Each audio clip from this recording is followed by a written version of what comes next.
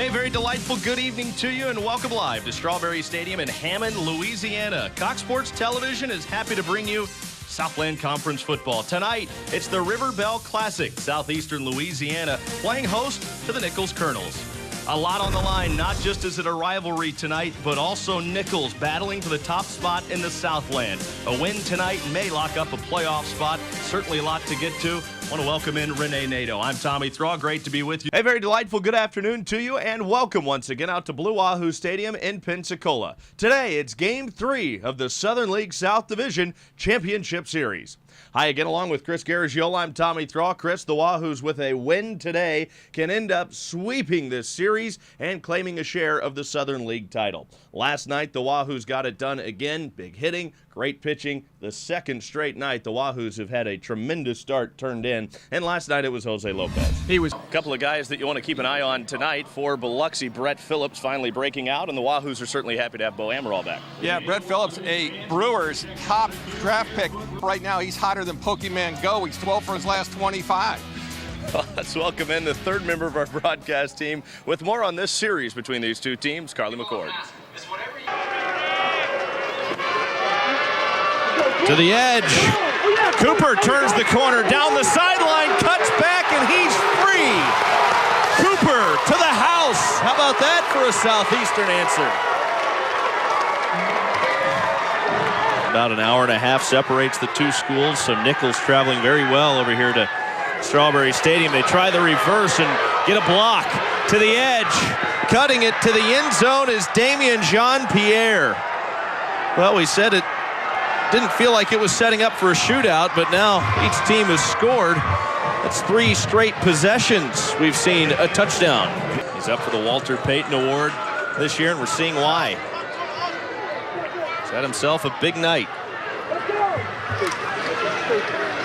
Now it looks like Walker wants to option. Pitches. There goes Cooper on the side. Just couldn't get around Imani Martin.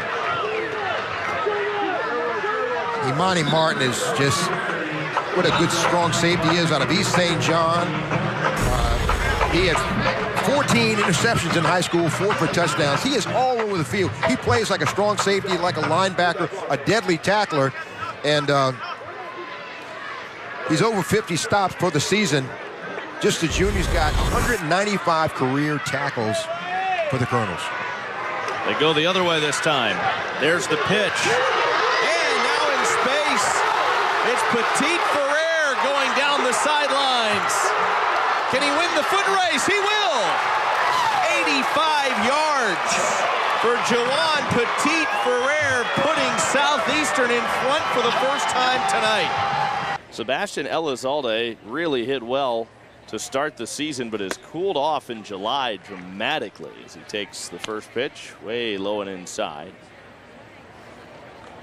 Elizalde only hitting 179 in July. And his average has reflected that, dipping down to 266. He was hitting 299 at the end of June. I wouldn't even throw over if I was Hall at this point. You got a guy 5 for 8, and you got one of the better catchers in minor league baseball. Just let him run. Elizalde puts a charge into this one. Phillips going back, and he's out of room.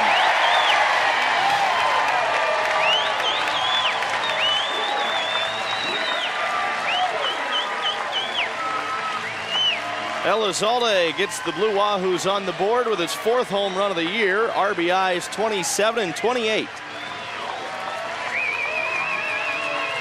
This lineup's like the California Collegiate All-Star team. There are a lot of California guys in this lineup. He's loaded with them. Stanford, UCLA. Pepperdine with Vinci, strike 1. I was talking to Zach Vinci's former coach, Rick Hertensteiner. And we'll start by that black eye right there that you see. We're going to get a little chronicle of how tough this kid is. Down and away to even the count.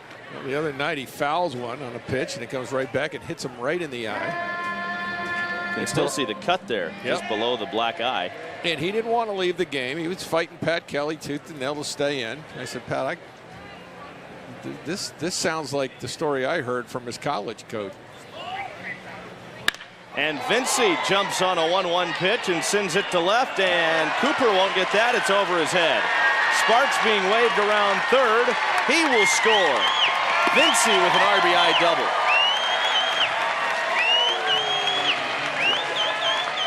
And welcome into the Coach Shinnick Show. So much to get to, all of that and plenty more. And we welcome in now head coach Pete Shinnick. You haven't seen the offense struggle like that this season at all. It just looked like Caleb was a little bit out of sync in that one. Yeah, and I think he was. Welcome back to the Coach Shinnick Show. It's another busy weekend for Argo Athletics with 4 other teams in action. We start with volleyball. After running the table in the GSC, Melissa Walters' team earned the right to host the conference tournament for the 3rd time in as many years. This year, they got to taste the sweet nectar of revenge. After falling to North Alabama each of the last 2 years in the title match, the Argos swept them this season. It is the Argos' 7th GSC championship. The dominant tournament landed 3 Argos on the all-tournament team. Jordan Poppin, Monique St. Cyr, and Rachel Neblett were all recognized, with Neblett taking home most outstanding player honors with 23 kills, 11 blocks, and a .512 hitting percentage. Now nationally ranked at number 17, the Argos turn their attention to the regional tournament in Lakeland. They're the 3 seed. Walter really likes the way this team has come together. They played so well all season. They still finished with a 13-1 record on the year. Plus, they've got a lot of their offense coming back next year, so this is a team that's very confident in next season. Of course, it's going to take a little while for the sting of this one to wear off. From Camping World Stadium in Orlando, Tommy Thrall, Channel 3 Sports. And the Steelers at home hosting the Giants. Roethlisberger trying to make something happen here. Directs traffic and says, I want Antonio Brown right there. Back of the end zone, makes the leaping catch for the 22-yard touchdown. Washington High's Ladarius Green has missed much of his first season with the Steelers. This was his 4th game since coming off the physically unable to perform list. Roethlisberger finds Green. 20-yard strike. Steelers go on to win it 24-14. Thanks, Steve. The college football playoff is set with no surprises. Alabama leads the pack. The Tide's perfect season will be tested by Washington in the Chick-fil-A Peach Bowl in Atlanta. Number 3, Clemson will tangle with number 2, Ohio State, the PlayStation Fiesta Bowl in Glendale. Navarre's Jordan Leggett helped the Tigers pass Virginia Tech with a pair of touchdown receptions in last night's ACC title match. The Buckeyes are in despite not winning or even playing in the Big Ten Championship. The Buckeyes did, however, play the toughest schedule of anybody with 4 games against teams ranked in the top 10. 3 of those were on the road.